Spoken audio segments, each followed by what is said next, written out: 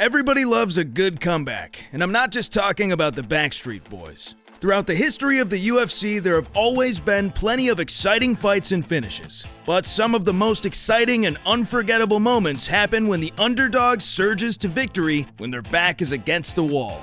Today we'll take a look at the 5 greatest comebacks in UFC history. If you like this video, hit that subscribe button and check back every week for more Ultimate MMA.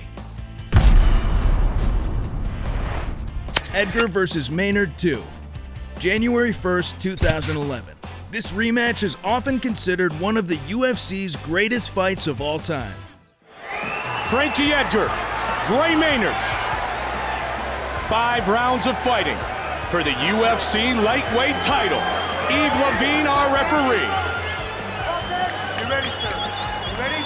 Fight! Here we go! In the first round, it looked like Maynard had it in the bag. After a swift left hook that put Edgar on the ground, Maynard went all in for the knockout. Edgar weathered the storm and was soon back on his feet, proving he may have one of the strongest wills of all time.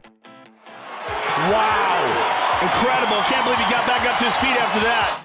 By the second round, Edgar had miraculously recovered and outstruck his opponent, creating one of the most exciting fights we've ever seen. At the end, the fight was declared a draw.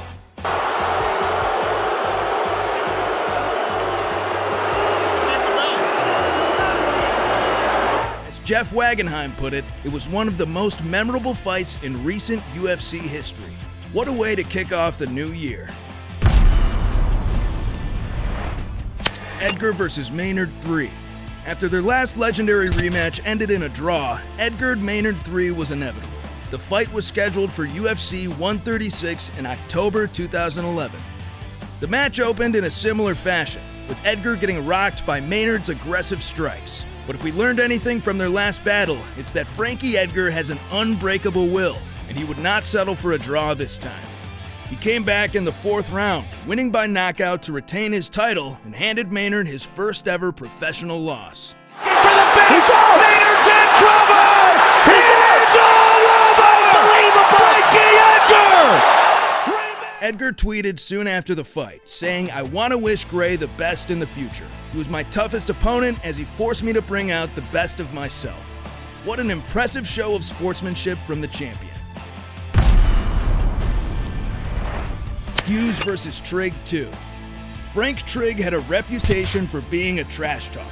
So after getting choked out in the first round by Matt Hughes in their first fight, he needed a rematch. The fight was set for UFC 52 in April 2005. Good luck. Whoa. Oh, that's a stare down, baby. Here we go. This time, Trigg was able to prove he could keep up with the welterweight champion. Trigg got Hughes on the ground and started pounding in the first round. It looked all but certain that he'd get the submission victory. Finish Matt Hughes. Wow, he got rocked. Frank Trigg looking to finish Matt Hughes. He got hit in the groin, looked to referee Mario Yamasaki didn't stop it. Frank Trigg took advantage of it. But it wouldn't be enough to stop Matt Hughes. Hughes lifted Trigg and carried him across the ring before slamming his opponent to the ground, finishing the job. Defeat, and he pulls it out. Trigg, it's out, and it's all over, and it's all over. Matt Hughes remains the welterweight champion. In the process, he gave fans one of the most exciting comeback finishes of all time. Kongo vs. Barry. This was the main event from UFC Live, Kongo vs. Barry, in June 2011. The Clash of the Titans didn't last long, but certainly lived up to the hype. Obey my commands at all times. If you want to touch gloves, do it now. Okay, have a nice, clean, safe fight, guys. Back it up. No touch of gloves.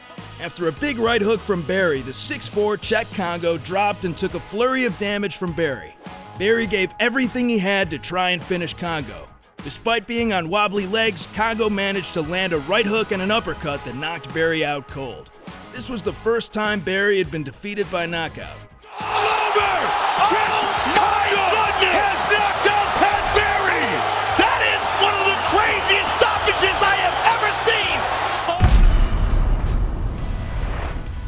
seen. Silva vs. Sonnen. In August 2010, Chael Sonnen wasn't exactly the type of guy you'd want to invite to a party. Before this fight, he was the king of trash talk. stating he would have Anderson Silva on his back more than a hooker with a mortgage. But with the colorful metaphors and questionable sportsmanship came a ton of hype for UFC 117, Silva versus Sonnen.